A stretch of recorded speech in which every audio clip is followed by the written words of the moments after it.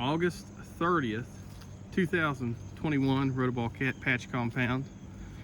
We're gonna look at some stumps and some main vines. I do have a mole issue in the patch. I've yet to catch him, or them. Got a few traps around, I've moved them around. To be honest with you, they're kind of tough to catch. The back 3 to 4 secondaries are old and looking rough. The main vine and stump of the 1342 Burchett looks terrible, but it's hard.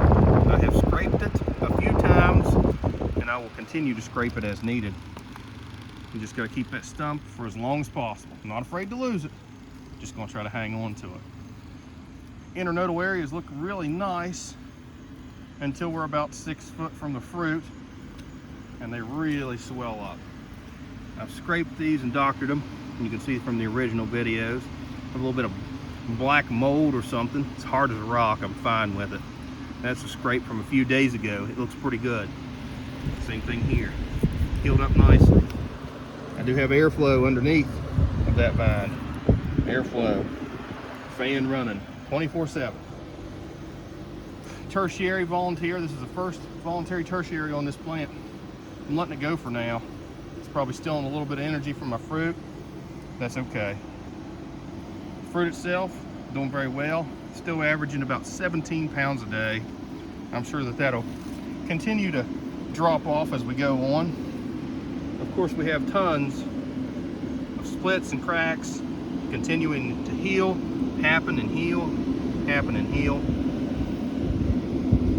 Leaking sugar sap as we go. It's a very tall fruit. It is the largest pumpkin I have ever seen, let alone grown. Let's walk over and check out the 2350 Ganger Goldie. The stump first. The stump remains bulletproof. Just a wonderful stump. Huge at the bottom, or good size like you'd expect. Narrows out nicely. Main vine's wonderful. Leaves are falling over. Some of them need to be removed. Those guys right there need to be removed. This fruit, 3 more weeks in the patch. So not a lot of care, maintenance, or excitement towards the plant. Really not a lot of weeding, that sort of thing at this point.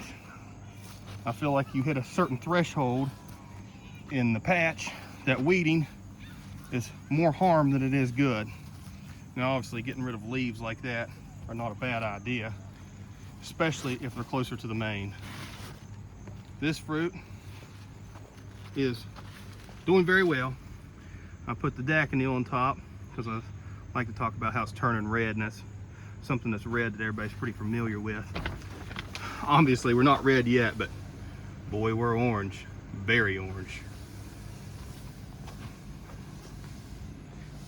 The blossom end remains stable. These cracks are okay. They look about the same. Had a little bit down here. It healed up nicely. Starting to notice some cracks further out on the radial. That's a pretty good distance. This one happened a few days ago. It looks good. We're getting a lot of rain recently, but I think everything's gonna be fine. This fruit does thump pretty good. I'd say it's gonna have that 4 to 5% Ginger bump, which would be nice. It's a good Howard Dill contender. Probably doing, I haven't measured it in a while, but 14 to 15 pounds a day. Better than anticipated. The Incredible Bulk, nice fruit for what it is. Off the 126.5 Pierpont. Stem's nice. There's no fan on this fruit. This fruit's just kind of doing its own thing. 600-700 pounds. Can't remember the DAP offhand. It's definitely our youngest.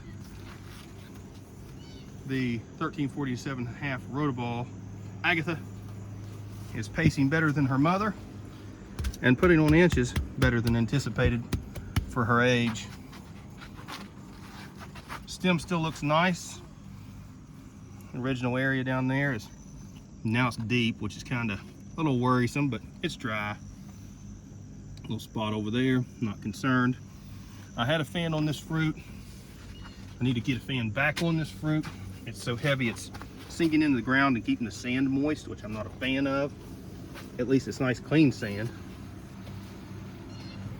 The fan got taken off because all fans are either on Goldie or on Seneca.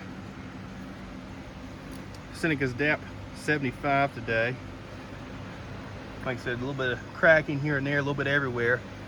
Still has a good veiny appearance on the fruit body, so she's still pumping, which is nice. Like to get a little bit more time out of her. The fruit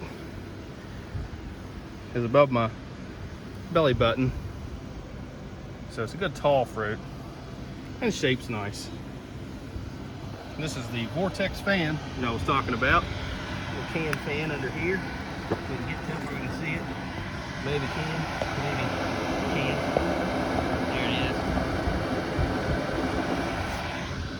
But it really throws the air down. I've switched to pool noodles. I adjust my pool noodles as needed. The stem is pretty good shape. For its size and shape and everything, not much of a stem, which has been a challenge. And so far, so good. Walk around here to the back. You can see the hole on top.